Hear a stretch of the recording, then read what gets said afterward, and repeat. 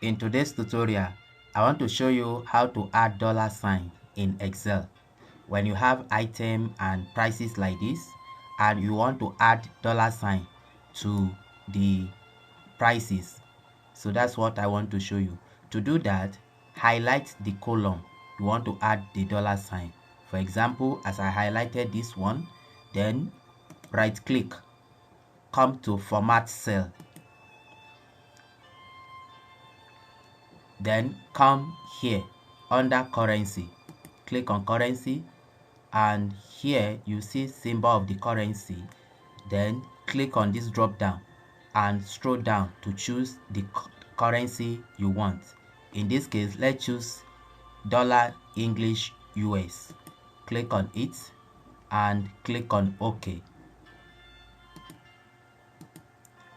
So you can see that the $sign has been added to the figures. So this is how to add $sign in Excel. I hope this video is helpful to someone. Please like this video and subscribe. Thank you.